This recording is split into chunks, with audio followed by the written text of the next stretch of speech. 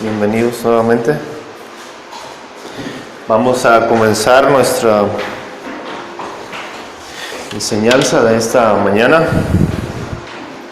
Y bueno, vamos a ir a Lucas capítulo 10. Déjamela ahí.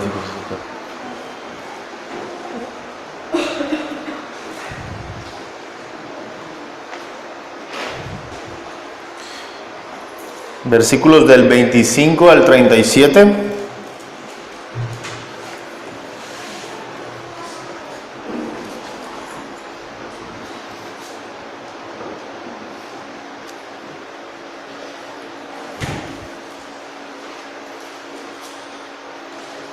Voy a leer la versión 1909, que es creo que la que tiene el hermano. Voy a ver, ahorita me dice si es igual. Dice: y he aquí, un doctor de la ley se levantó, tentándole y diciendo: Maestro, ¿haciendo qué cosa poseeré la vida eterna? Y él dijo: ¿qué está escrito de la ley? ¿Cómo lees? Y él respondiendo dijo: amarás al Señor tu Dios de todo tu corazón y de toda tu alma y de todas tus fuerzas y de todo tu entendimiento, y a tu prójimo como a ti mismo. Y díjole: bien has respondido, haz esto y vivirás. Mas él, queriéndose justificar a sí mismo, dijo a Jesús: ¿y quién es mi prójimo? Y respondiendo Jesús dijo: un hombre descendía de Jerusalén a Jericó y cayó en manos de ladrones, los cuales le despojaron e hiriéndole se fueron, dejándole medio muerto. Y aconteció que descendió un sacerdote por aquel camino y viéndole se pasó de un lado, y asimismo un levita, llegando cerca de aquel lugar, viéndole se pasó de un lado. Mas un samaritano que transitaba, viniendo cerca de él y viéndole, fue movido a misericordia, y llegándose vendó sus heridas, echándoles aceite y vino y poniéndole sobre su cabalgadura, llevóle al mesón y cuidó de él. Y otro día al partir sacó 2 denarios y diólos al huésped y le dijo: cuídamele, y todo lo que de más gastares, yo cuando vuelva te lo pagaré. ¿Quién pues de estos 3 te parece que fue el prójimo de aquel que cayó en manos de los ladrones? Y él dijo: el que usó con él de misericordia. Entonces Jesús le dijo: ve y haz tú lo mismo. Bien, es igual, sí, ¿verdad? Bueno, esta historia de el buen samaritano, ¿verdad? Que se titula, de hecho ahí los títulos que vienen en la Biblia, los que traen títulos, tiene el buen samaritano, ¿verdad? Pero igual, volvemos al mismo tema. No creo yo que la historia en sí sea centrada en el buen samaritano, es centrada en esta pregunta: ¿qué debo hacer para heredar la vida eterna? Este es el centro o el centro de esta enseñanza, y vamos a ir explicando poco a poco. Así que, de todas las preguntas que se pueden formular, ninguna es más importante que la de este pasaje. Versículo 25: y he aquí,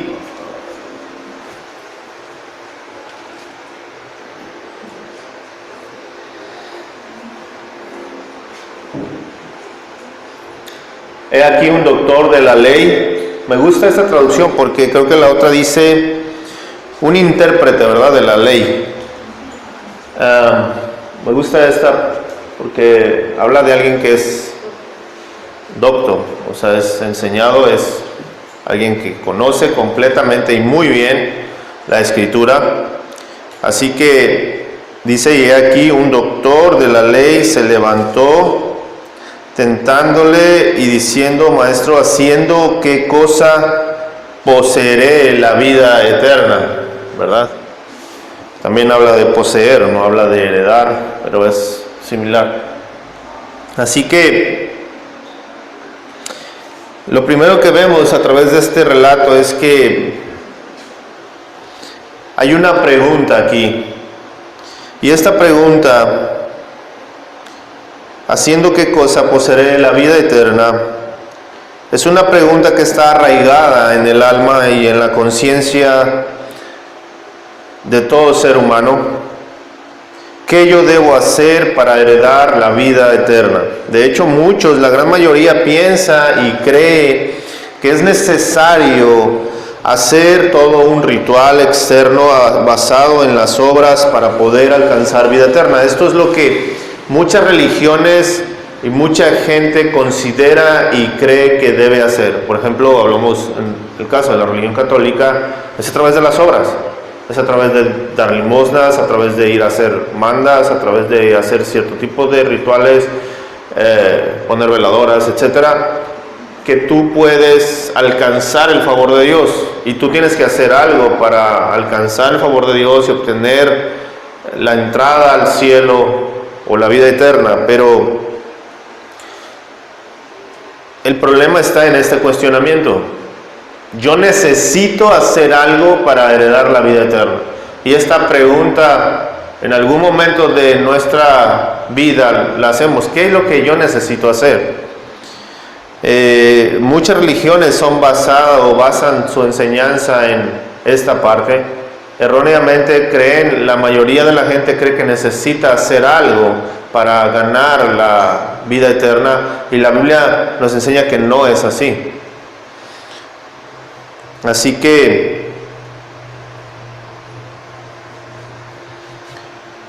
el hecho de que los judíos mismos creían incluso esto, porque ellos, con todo un sistema religioso por obras, el cual nuestro Señor Jesucristo confrontó en el Sermón del Monte, lo vimos antes, el sermón, cuando hablamos del Sermón del Monte, lo vimos el año pasado.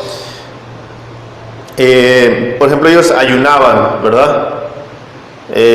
Para que la gente los viera. Oraban en las plazas públicas, daban limosna para que la gente pudiera ver qué tan buenos ellos eran, pero ellos estaban muertos espiritualmente.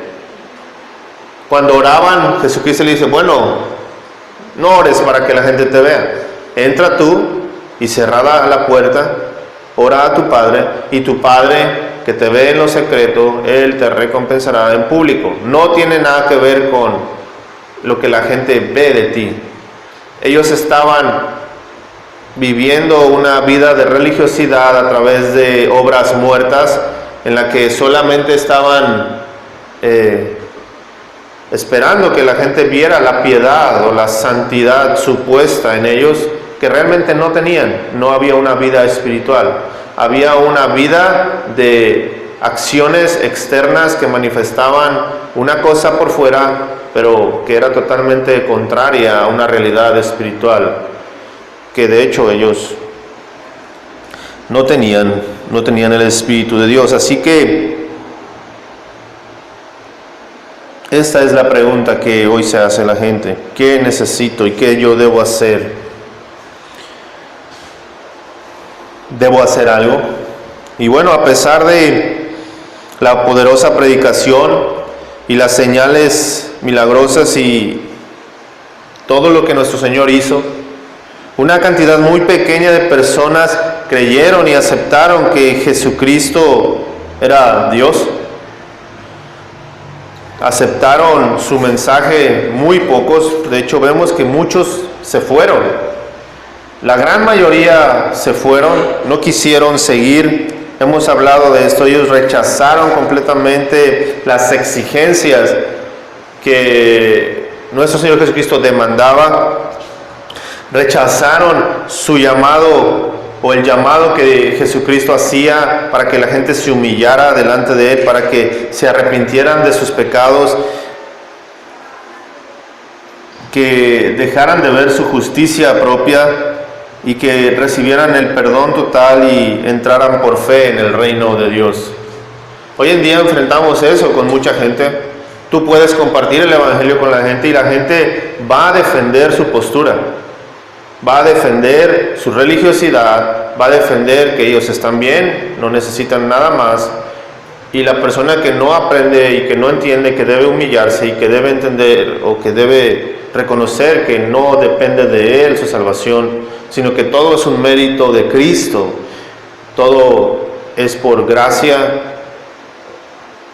es por fe, no hay mérito alguno en nosotros, en cada uno de nosotros, sino que el mérito es de Cristo, y quien no acepta este mensaje, quien no se reconoce como un pecador miserable en camino a la destrucción eterna,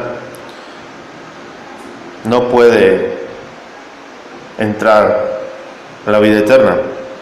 Así que al rechazar el diagnóstico, negaron la única curación posible estos fariseos, esta gente.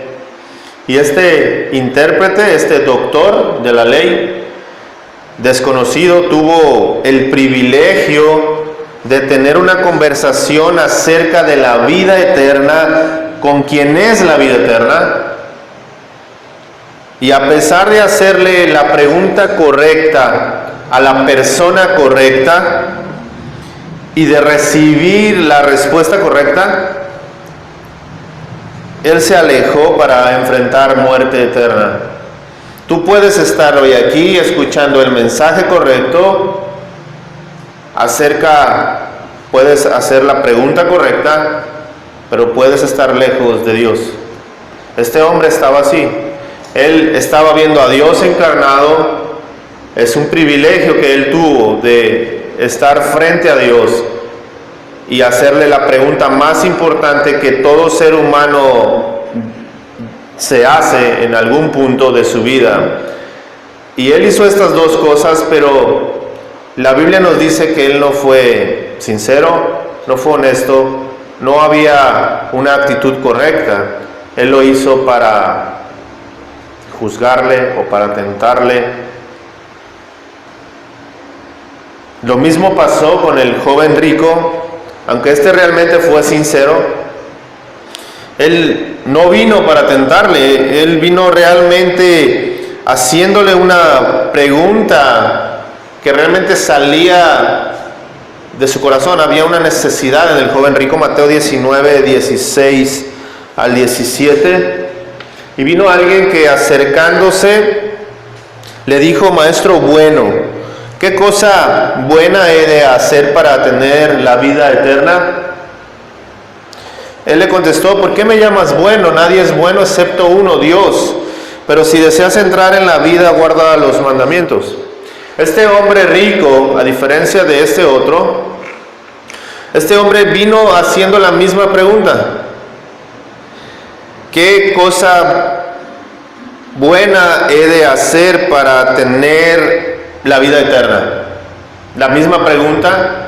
Estamos entendiendo que hay un cuestionamiento acerca de lo mismo, porque ese es el mayor cuestionamiento del hombre en un punto. Así que estas personas viene este hombre rico y le dice: Maestro bueno, ¿qué cosa he de hacer para heredar la vida eterna? Y él contestó, Jesucristo le contesta: ¿por qué me llamas bueno? Y hemos explicado esto. Nadie es bueno excepto uno, Dios. Y no estaba queriendo decir que él no era bueno. Estaba queriéndole decir a este joven rico que tú me estás diciendo que yo soy un maestro, o sea, tú no me reconoces como Dios. Y si tú no me reconoces como Dios, sino solamente como un maestro, no me llames bueno. Porque si yo no soy Dios, yo no soy bueno. Si tú no me reconoces como Dios encarnado, no me digas bueno. Porque no hay nadie bueno sino solo uno, Dios. Y tú no me reconoces como Dios, así que no soy bueno. Este es el punto. Este hombre no entendía quién era Dios o quién era Jesucristo, Dios encarnado. Así que este es el punto en el que este joven rico está acercándose, viendo a un maestro simplemente, no viendo a Dios ahí. Y lo mismo está pasando con este otro hombre. No está viendo a Dios encarnado, está viendo a alguien que puede ser un maestro, un rabí, puede ser un profeta, sí, pero no Dios. Y bueno, esta es la parte que vemos aquí cuando la gente se acercaba sin reconocer quién era Jesucristo. Los judíos reconocían que Dios había prometido un reino eterno de bendición, de gozo, de paz, de satisfacción, y este hombre quien hace esta pregunta es un doctor de la ley. Él sabía esto, él sabía que la caída de Adán había hecho que la especie humana perdiera esa vida eterna y quería saber cómo recuperarla personalmente. Realmente este hombre sabía, era un doctor de la ley, era un conocedor y él quería realmente saber, él no ignoraba, pero él quería saber. La pregunta aquí es, ¿por qué un doctor de la ley, alguien que conocía toda la escritura, por qué quiere saber? Se supone que conocía. ¿Por qué quería saber? Bueno,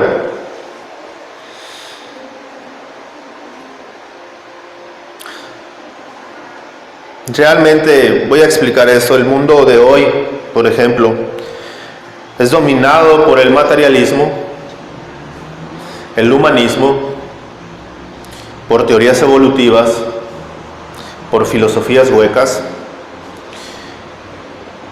Y ya no se le puede evangelizar a las personas teniendo en mente que ellas creen que vivirán para siempre, que ellas creen que son eternas. ¿Por qué? Porque el enemigo de nuestras almas le encanta propagar la mentira de que la vida actual es todo lo que existe y que por tanto no hay nada mejor que comer y beber, ¿verdad? Como dice Corintio, comamos y bebamos porque mañana moriremos. Esa es la filosofía de muchos hombres el día de hoy.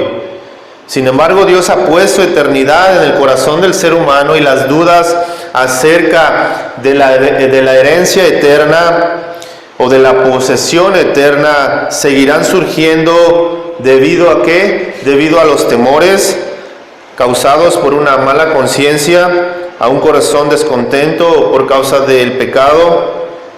Así que este intérprete religioso, este doctor de la ley,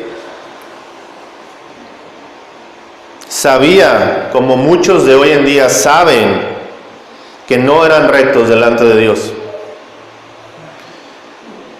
Que el barniz de actividades religiosas que ellos llevaban solo les servía de fachada para cubrir una tumba llena de huesos de muertos y de toda inmundicia. Mateo 23-27 describe precisamente cómo es que Jesucristo veía a estas personas. Hay de vosotros, escribas y fariseos, hipócritas, porque sois semejantes a sepulcros blanqueados que por fuera, a la verdad, se muestran ¿qué? Hermosos, mas por dentro están llenos de huesos, de muertos y de toda inmundicia. Y esta es la parte real de este hombre, de este doctor de la ley, quien sabía la ley, la conocía muy bien, pero Jesucristo sabía su condición. Y él le dice, mira, tú eres un doctor de la ley, eres como los escribas, como los fariseos, hipócritas, que son semejantes a sepulcros blanqueados. Por fuera, tú vienes aquí realmente a preguntarme algo, aunque yo sé que no es sincero. De hecho, la misma escritura nos está diciendo que este hombre vino tentándole, ¿verdad? Probándole.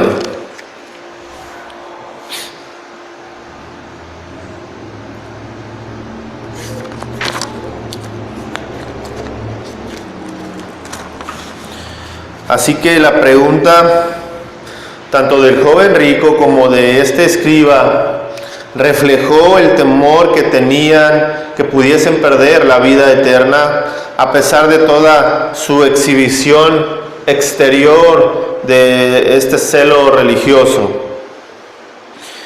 Y continúa la enseñanza y vamos a nuestras Biblias. Ahí en Lucas capítulo 10, versículos 26 al 28. Y él dijo, ¿qué está escrito en la ley? ¿Cómo lees? Dos preguntas ahí. Y él respondiendo dijo, amarás al Señor tu Dios de todo tu corazón y de toda tu alma y de todas tus fuerzas y de todo tu entendimiento y a tu prójimo como a ti mismo. Y díjole, bien has respondido, haz esto y vivirás. Él sabía, él conocía lo que debía hacer, pero no lo estaba haciendo.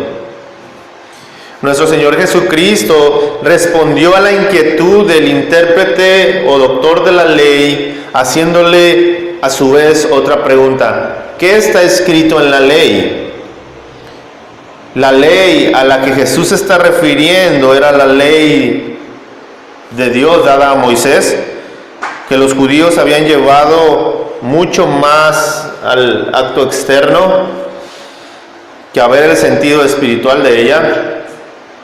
Y por esto nuestro Señor quizá hace la siguiente pregunta: ¿cómo lees? Entendiendo el trasfondo religioso de este hombre, quien solamente estaba llevando la ley mosaica hacia los actos externos, quizá le hace la segunda pregunta: ¿cómo lees? Nuestro Señor pudo haber querido decir, ¿cómo la entiendes? Pero es mejor traducirla, ¿cómo la recitas? Jesús estaba refiriendo aquí a la profesión judía de fe conocida como la Shema. Deuteronomio 6, 4 y 5 dice, oye Israel, Jehová nuestro Dios, Jehová uno es, y amarás a Jehová tu Dios de todo tu corazón y de toda tu alma y con todo tu poder, y con toda tu mente. Levítico 19, 18. No te vengarás ni guardarás rencor a los hijos de tu pueblo, mas amarás a tu prójimo como a ti mismo, yo Jehová. Ahí está la ley. Es lo que está recitando este hombre, porque fue un mandato que Dios dio, ¿sí? En Deuteronomio 6, del 4 al 5, y si continuamos en el 6 no viene ahí, pero si continuamos en el 6, si alguien lo tiene en su Biblia, dice, y repetirás estas palabras, ¿verdad? Vas a repetir esto constantemente a tus generaciones. Así que ellos hacían esto, ellos repetían esto. Así que, ¿cómo lo recitas? No es simplemente cómo lees. Realmente no creo que el concepto del cual Jesús está hablando aquí es simplemente a la lectura. Jesús no está refiriéndose solamente a leer. Aquí está hablando de algo que va más allá. ¿Cómo lo entiendes? ¿Cómo lo recitas? ¿Cómo lo haces? Es lo que está queriendo decir nuestro Señor aquí. ¿Qué es lo que tú haces con esto que tú recitas, el Shema? ¿Y qué es lo que tú aplicas en tu vida? ¿Qué es lo que haces? ¿Qué es lo que entiendes? ¿Cómo lo vives? Esta es la parte que Jesús está queriendo enfrentar a este hombre. Así que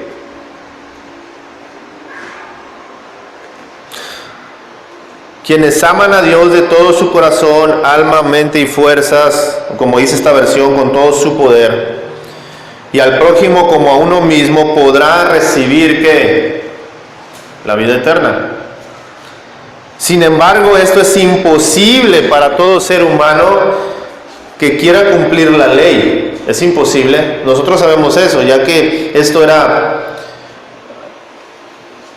y sigue siendo aún imposible para el hombre.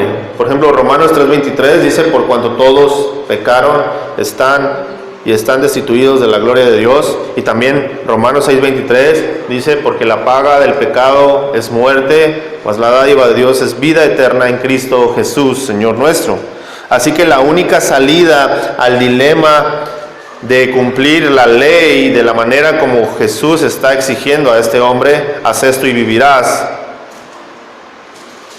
¿Cómo cumples esto?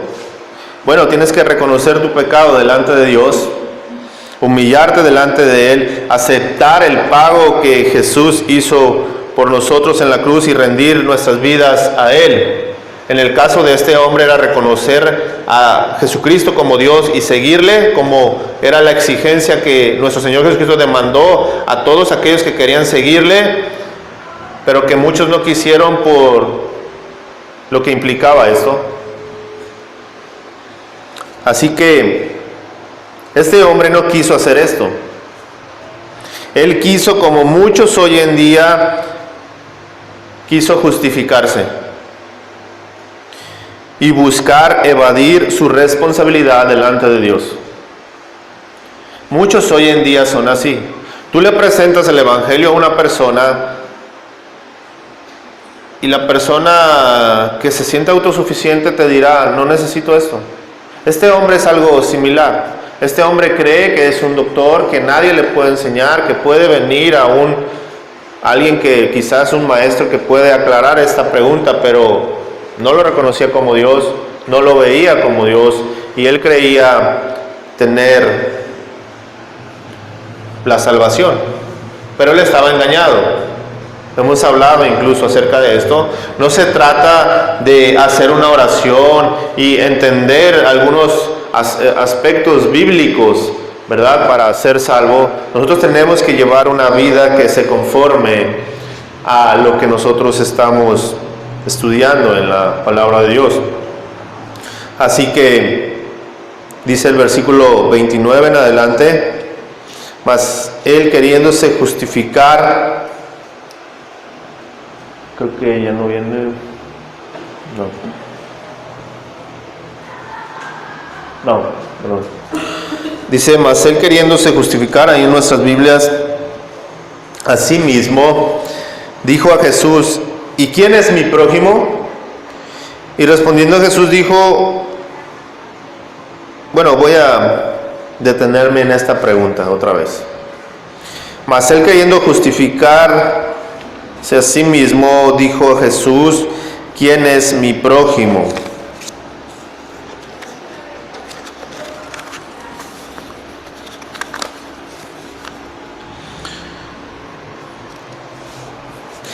En este punto de la conversación, este doctor de la ley debió haber reconocido su imposibilidad de amar a Dios como Él lo exigía, de haber suplicado por misericordia y perdón de pecados, mas sin embargo su orgullo, su autojusticia propia tomó el control. Y nos dice la Escritura que, queriendo justificarse a sí mismo, Él no se negó a sí mismo. ¿Qué necesito yo para heredar la vida eterna? Un aspecto importante es negarse a sí mismo. De hecho, cuando Jesús habla acerca de aquellos que deciden seguirle, les dice: toma tu cruz, niégate a ti mismo y sígueme. Es un punto. Así que aquí, este hombre no hizo eso. Este hombre no se quiso negar a sí mismo, sino por el contrario. Él se justificó a sí mismo. Él está pensando que realmente ama a Dios y que ama a su prójimo. Pero él no quiso confesar la realidad de su corazón pecador, sino que, despreciando la convicción de pecado que debió sin duda haber sentido, él reafirmó su autosuficiencia. Así que este hombre creyó realmente amar a Dios y creía realmente estar amando de manera perfecta a su prójimo, a menos de que Jesús tuviera una definición distinta de prójimo, ¿verdad? Porque le hace esta pregunta: ¿quién es mi prójimo? Y entonces viene esta parte en donde Jesús contestó con una de sus más memorables y poderosas ilustraciones, la historia del buen samaritano. Hasta este punto nosotros no estamos hablando de la historia del buen samaritano. Hasta este punto todo lo que hemos estado hablando es acerca de cómo heredar la vida eterna.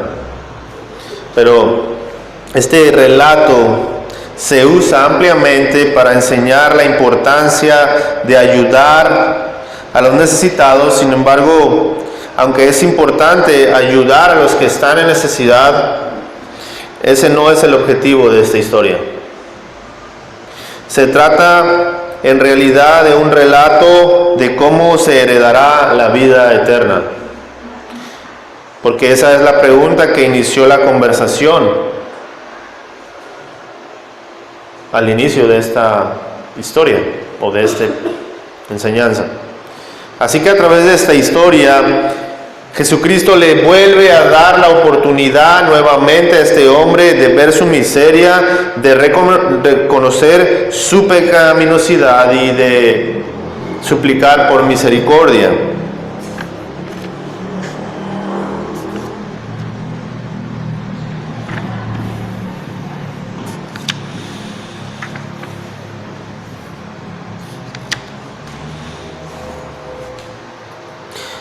Pero al menospreciar la justicia de Dios, creo que sí, gracias.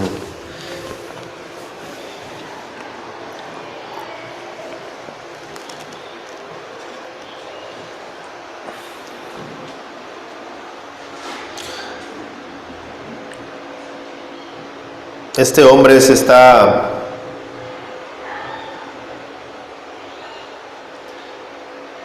imaginando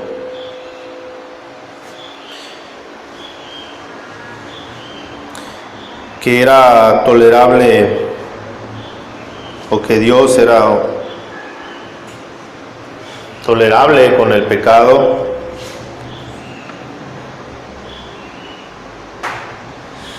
que era menos santo de lo que Él es, porque esto es lo que Él está manifestando a través de su actitud.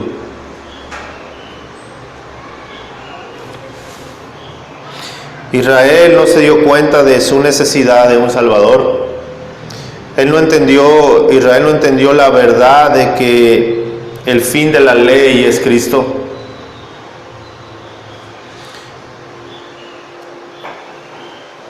Y lo que era imposible para la ley por cuanto era débil por la carne, Dios,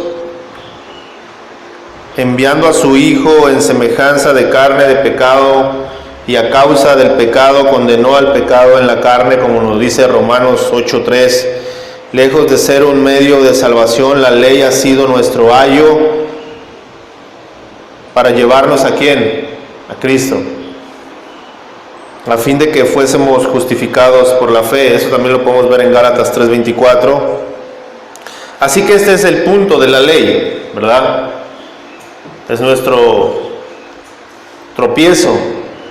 Es con lo que nosotros tenemos que tropezar para entonces poder reconocer que no es a través de nuestros actos que podemos alcanzar la salvación, es a través del mérito de Cristo. Y de que Él, siendo santo, siendo puro y siendo perfecto en toda su obra desde su nacimiento, pudo cumplir cabalmente la ley para que tú y yo pudiésemos alcanzar salvación y vida eterna en Él. Este es el mensaje que Jesucristo está dando a este hombre. En su intento por justificarse, este intérprete, este doctor hizo caso omiso de amar perfectamente a Dios.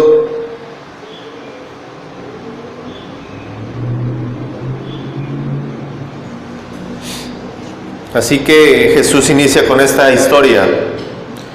Un hombre descendía de Jerusalén a Jericó, y aunque Jericó está a menos de 25 kilómetros de Jerusalén y a unos 300 metros bajo nivel del mar, se encuentra a un poco más de 1000 metros más abajo en cuanto a elevación. Pero dice la Escritura, el camino que descendía de Jerusalén a Jericó era empinado y era peligroso. Hay quienes podían usar este camino y lo usaban incluso como escondites de ladrones y salteadores en los caminos. Y este hombre, ¿por qué te digo todo esto? Porque es importante explicar esta parábola, o esta historia, perdón, donde habla de un hombre descendía de Jerusalén a Jericó. Habla de que es un camino empinado, habla de que es un camino peligroso, y estoy tratando de que veamos la panorámica de esta escena. Este hombre cayó en manos de ladrones, los cuales lo despojaron, lo golpearon una y otra vez y se fueron dejándole medio muerto. La situación de este hombre era desesperada, estaba varado en medio del camino solitario en una condición crítica, y era necesario darle atención médica inmediata. Sin embargo, no había garantía de cuando alguien lo iba a ayudar, o si alguien que pasara lo ayudaría, ¿verdad? Así que, una vez descrita la difícil situación del hombre, Jesús de inmediato presentó un rayo de esperanza, indicando para beneficio del necesitado de este hombre, quien cayó en manos de ladrones. Dice: aconteció que descendió un sacerdote por aquel camino. Y esta parece haber sido la mejor noticia posible en esta historia. Si tú estás ahí en tu Biblia, dice: aconteció que descendió un sacerdote por aquel camino. Parece hasta ahorita, cuando leemos, vamos a suponer que no conocemos la historia, es primera vez que la leemos, y cuando vamos leyendo dice: apareció un sacerdote. Es una buena noticia, porque en definición un sacerdote era un siervo de Dios, alguien que ofrecía sacrificios por los pecados del pueblo, quien se esperaba que fuera un dechado de virtud espiritual, el mejor y más piadoso y más justo de los hombres.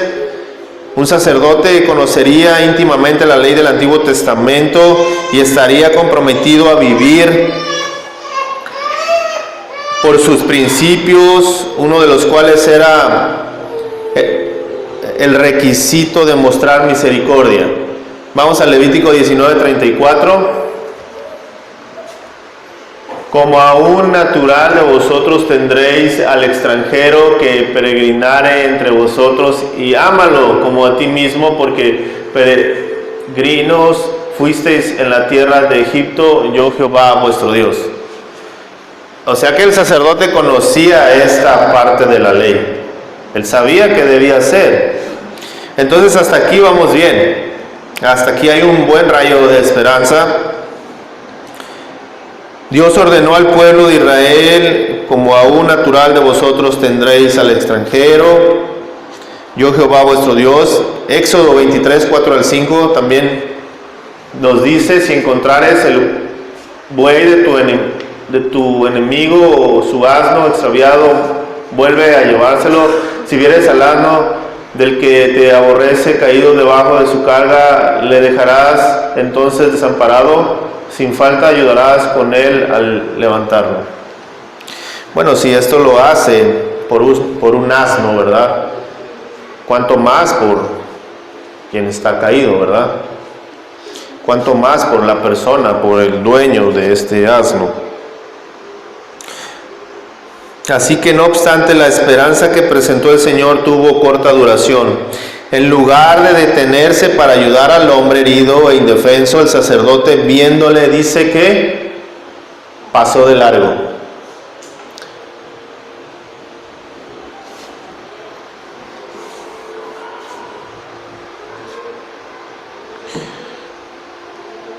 El planteamiento expresado aquí por parte de Jesús es que, debido a que el sacerdote conocía los requerimientos de la ley, se esperaría que se detuviese a ayudar a este hombre, pero no lo hizo.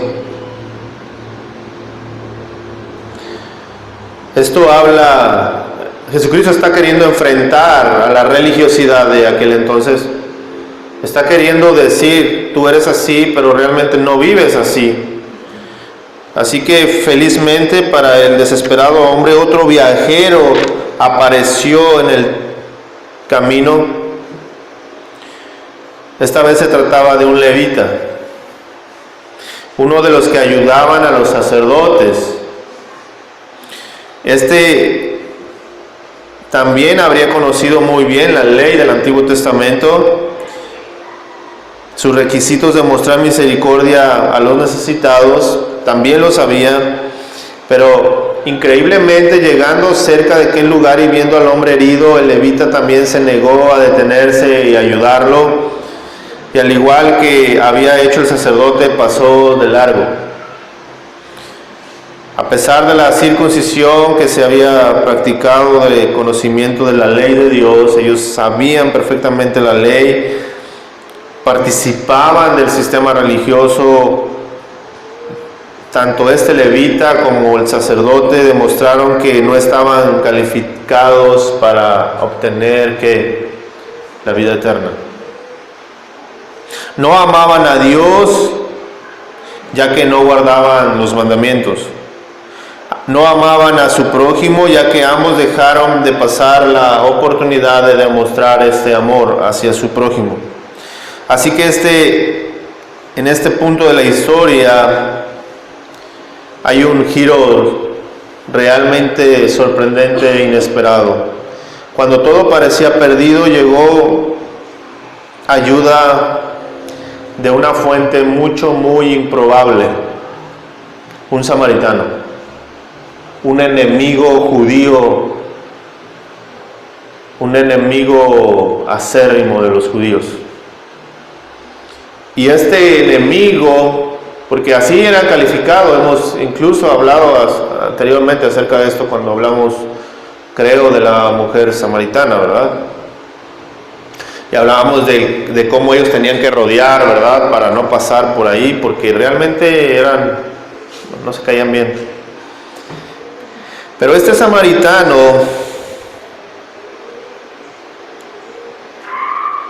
iba de camino y vino cerca del hombre herido, y dada la hostilidad entre judíos y samaritanos, este individuo parecía el más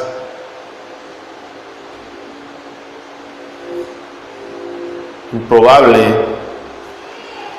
que pudiera llegarse a este hombre, pero de forma asombrosa, cuando vio a este hombre, fue movido a misericordia. Su corazón se conmovió con tristeza, dolor y simpatía hacia este necesitado, y en lugar de pasar de largo como hicieron otros, acercándose, evaluó la situación.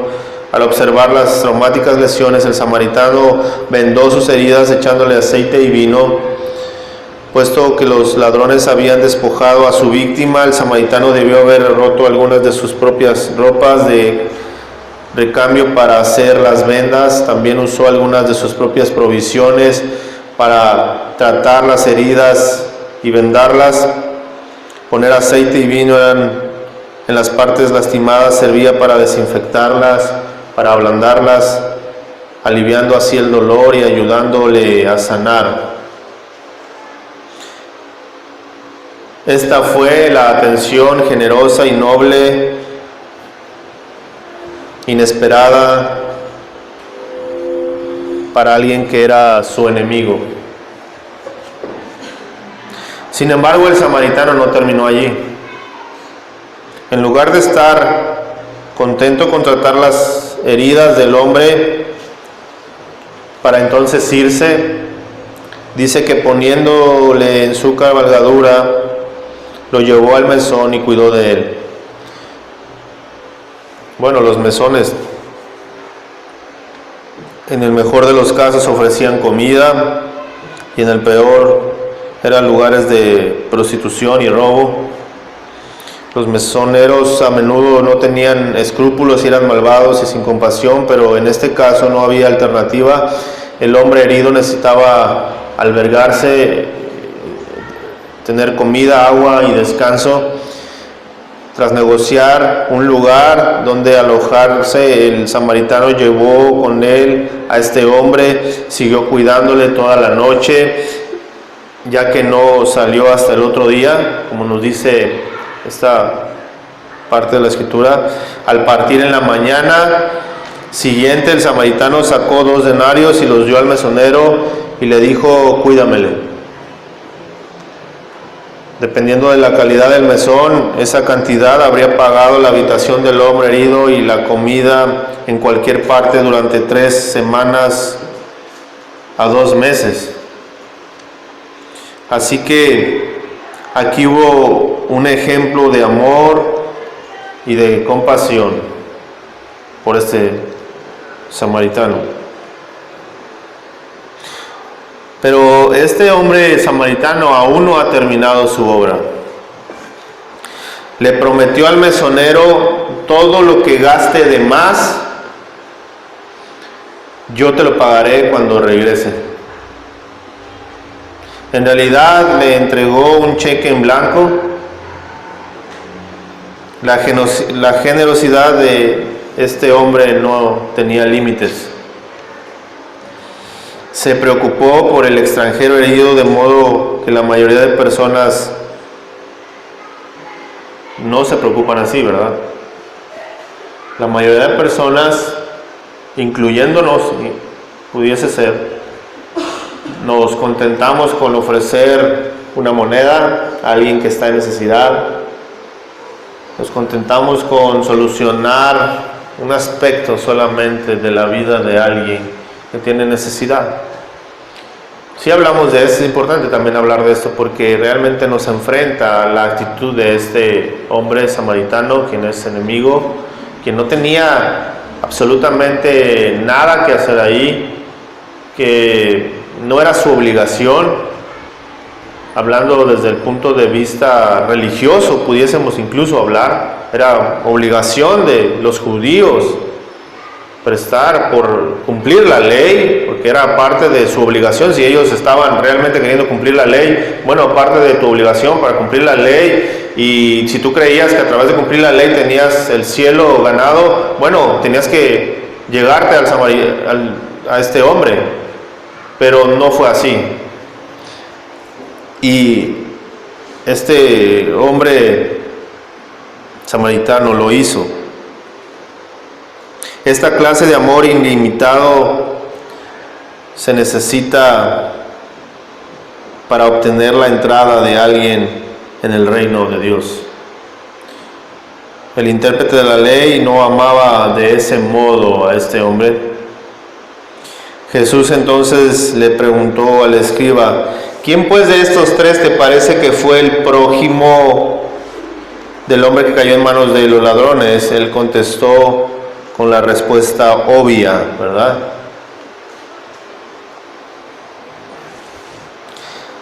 El que usó de misericordia con él. A fin de subrayar la importancia de la historia, Jesús le dijo: ve y haz tú lo mismo. La idea es que solo amando en todo momento, de manera continua y perfecta, a Dios y al prójimo, incluso a su peor enemigo, el escriba podía satisfacer el primer mandamiento y el segundo, y obtener así vida eterna. Pero obviamente el planteamiento de Cristo es que ni el escriba ni nadie son capaces de expresar tal clase de amor. Esta es una acusación a toda la humanidad caída, y la única respuesta adecuada era que el hombre reconociera su imposibilidad de salvarse a sí mismo, le suplicara a Dios misericordia y perdón.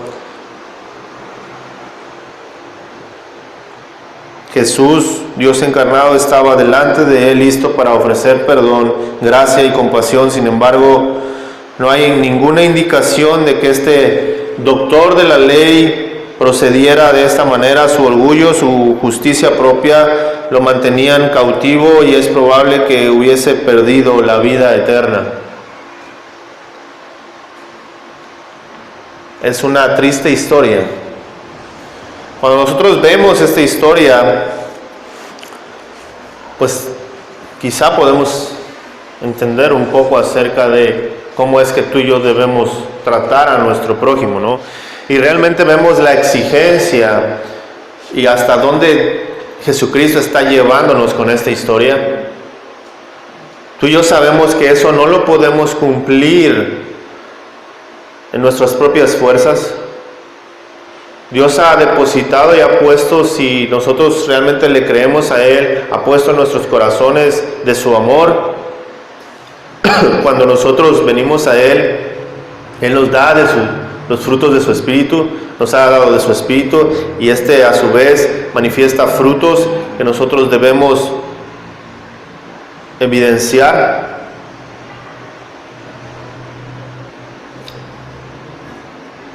Cuando hablamos de la fe, por ejemplo, es pues la fe,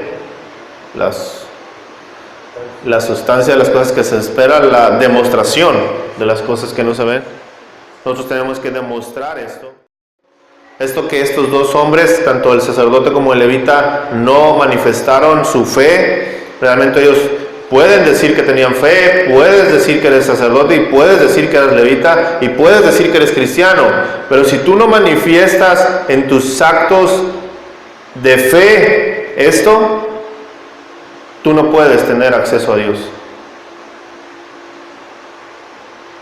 Y en los últimos casos, la vida eterna, pero en el mínimo de los casos, hablando como mínimo, no puedo ni siquiera hablar como un mínimo, pero en otro punto, tú no puedes tener una relación con Dios. Aún así. Aún aunque tú vengas a la iglesia, aún cuando tú conoces de la Escritura, aún cuando tú estás queriendo cumplir con una religiosidad, tú tienes que venir a Él reconociendo tu pecado, humillarte delante de Él, deseando que Él produzca en ti así el querer como el hacer por su buena voluntad. Que Él produzca todos estos tipos de actos que manifiestan que realmente yo soy un hijo de Dios. Que realmente yo obtendré vida eterna en Cristo Jesús, porque yo he creído en Él, le he creído, le he aceptado y le sigo a Él. Obedezco su ley, no solamente como estos hombres la seguían de manera externa, sino que ahora yo la entiendo de manera interna, de manera espiritual. Cuando yo vivo la ley de Dios, la nueva ley de vida en Cristo, ¿sí?, la cual nos habla Romanos, y hemos también estudiado esa parte.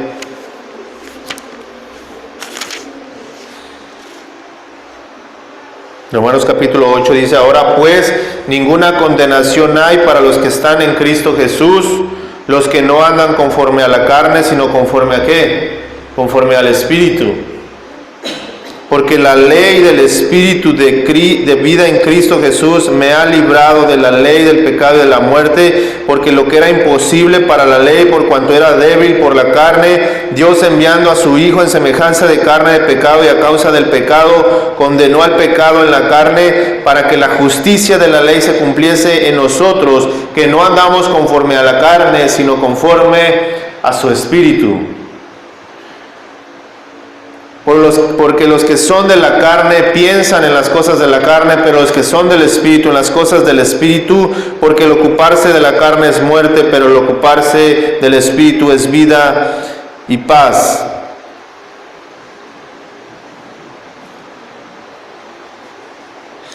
Versículo 10: pero si Cristo está en vosotros, el cuerpo de verdad está muerto a causa del pecado, mas el Espíritu vive a causa de la justicia implantada por Jesús.